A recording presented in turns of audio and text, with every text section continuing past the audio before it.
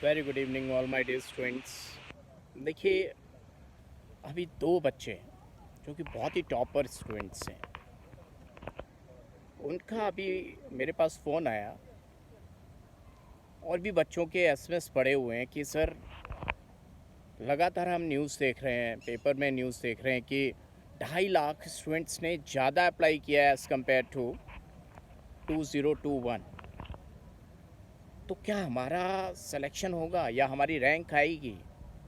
और ऐसा स्टूडेंट जिसके 670 मार्क्स उसके कोचिंग के टेस्ट में आ रहे हैं, उस बच्चे की बात बता रहा हूँ।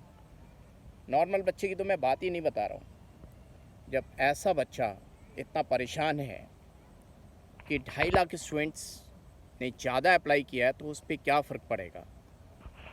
तो भाई, इन न्यूज़पेपर, इन मीडिया वालों ने बच्चों का करियर बर्बाद करने की सोच रखी है। इससे इस तरह की न्यूज़ देते हैं कि अब क्या होगा, अब क्या होगा।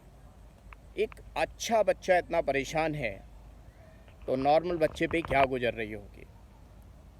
इससे तो अच्छा यही है बच्चों को कभी पता ही नहीं लगे कि कितने बच्चे अप्लाई कर रहे हैं, how many students are applying actually. My dear students, सबसे पहली खुशी की बात मैं आपको बता दूं कि नए मेडिकल कॉलेजेस जो खुल रहे हैं, तो सीट, गवर्नमेंट सीट की बात कर रहा हूँ, डबल हो गई हैं। डबल से भी कुछ ज़्यादा हैं। Exact data I will give it to you. And my dear students, हमेशा याद रखिए कि नीट मीन्स एनसीईआरटी पे फोकस करें। कई बार बच्चा तरह तरह की बुक्स सॉल्व करता है।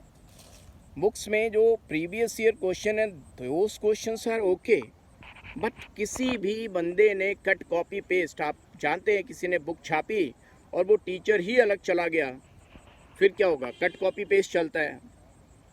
और कट कॉपी पेस्ट करने वाले ऑपरेटर्स होते हैं, इवन वो अच्छे से टीचर्स भी नहीं होते हैं। और जो नए टीचर्स हैं उनको उतना एक्सपीरियंस जनरली नहीं होता। जब एक्सपीरियंस नहीं होता तो वो एक आध डेटा लेकर अपने दिमाग में रखे और क्वेश्चंस बनाने लगते हैं। अच्छा बच्चा सोचता है कि मैं कहाँ गलती कर रहा हूँ।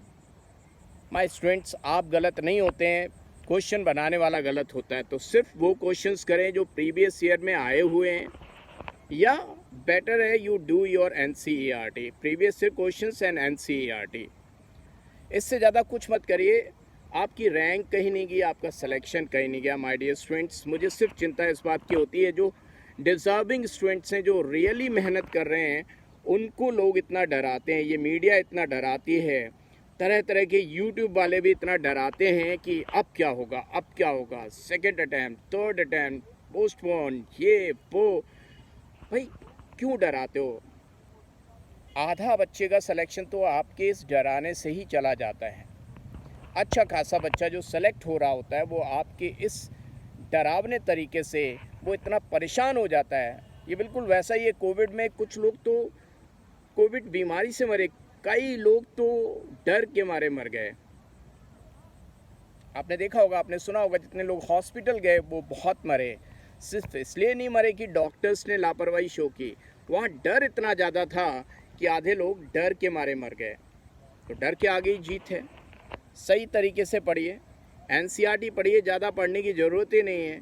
एनसीईआरटी पढ़ के मैं बता रहा हूँ आपको फुल मार्क्स मिलेंगे। और जगह जगह पे आप लॉजिक्स लगाइए, जगह जगह पे याद करने की जगह याद करिए। माय डियर स्टूडेंट्स, बस इतना ही कहना था कि कितने भी बच्चे पार्टिसिपेट कर रहे हैं, फ़र्क नहीं पड़ता। आपकी तैयारी कैसी है, इस बात पे बहुत डिपेंड करता है। So my dear students, go through NCERT, cover all the chapters. आप बायो में 320 प्लस मार्क्स लाने की पूरी कोशिश करिए, क्योंकि बायो बहुत स्कोरिंग। दैन केमिस्ट्री में 130 प्लस लाइए, 140 प्लस आ जाए, बहुत अच्छी बात। और फिजिक्स में अगर आपकी कोचिंग में 100 प्लस भी आ रहे हैं तो वहाँ पे ज़्यादा आ जाएंगे। ये मेरा प्रॉमिस है। देखिए, कोचिंग में क्या होता है, नए नए क्वेश्चंस बनाए जाते हैं, टीचर्स को कहा जाता है कि सारे क्वेश्चंस वही रिपीट नहीं करिए। और अगर आप ऑनलाइन पढ़ रहे हैं तो नॉन गूगलेबल क्वेश्चंस डाले जाते हैं, और वहाँ पे बच्चा परेशान हो जाता है कि यार मेरे तो इतने ये क्वेश्चन ही नहीं हो रहा है। अरे, नॉन गूगलेबल क्वेश्चंस हैं, जबकि एग्ज़ाम में आपको रिपीटेड क्वेश्चंस मिलेंगे। तो आप इससे परेशान ना हो बिल्कुल भी कि कितने मार्क्स आ रहे हैं। अगर आपको अपने क्रॉस चेक करना है कि whether you are good in that chapter और not, just after that chapter do the questions which are given based on that chapter. But सारे चैप्टर्स ऐसा नहीं कि इंडिविजुअल चैप्टर्स हों. फॉर एग्जांपल सॉलिड स्टेट, उसका कहीं से कोई लेना देना नहीं है. Solid state, once you have done solid state, do the questions of solid state and you will get feel whether you are able to do it or you need more practice. But if you are talking about any chapter like solution chapter, तो solution chapter के लिए मूल concept का थोड़ा idea होना चाहिए. Electrochemistry थोड़ा मूल कॉन्सेप्ट मोलैरिटी का आइडिया होना चाहिए. थर्मोडाइनमिक्स नहीं आती तो ऑर्गेनिक केमिस्ट्री में थोड़ा सा चाहिए होगा. और ऑर्गेनिक केमिस्ट्री में अल्किल हैलाइड कर रहे हैं और आपको अगर आइसोमेरिज्म, ऑप्टिकल आइसोमेरिज्म नहीं आती, या फिर आपको जीओसी नहीं आता, inductive effect, hyper conjugation, resonance, तो फिर अल्किल हैलाइड क्या, ऑर्गेनिक केमिस्ट्री का कुछ भी 12th का करने से आपको कुछ बेनिफिट नहीं मिलने वाला है. सो कुछ जगह किसी चैप्टर में बेसिक चैप्टर्स का फंडामेंटल्स इन्वॉल्व होता है. राइट, आपको कोई मेरी ज़रूरत है, मैं पूरी मदद करूँगा. लास्ट ईयर आपने देखा होगा एग्ज़ाम होने से एग्ज़ाम का रिज़ल्ट आने तक कितनी लापरवाही इन लोगों ने की थी. उन सब पे मैंने बहुत अच्छी खासी इन लोगों के पास रिक्वेस्ट भेजी थी और आपका साथ पूरा दिया था. फिर वो वक्त आ रहा है और मैं आपके साथ बना रहूँगा. राइट, तो कमेंट सेक्शन में ज़रूर लिखकर बताएं आपको मुझसे क्या चाहिए, क्या मैं आपकी किस तरह हेल्प कर सकता हूँ. सो ऑल द बेस्ट, फिर मिलेंगे पढ़ते पढ़ते.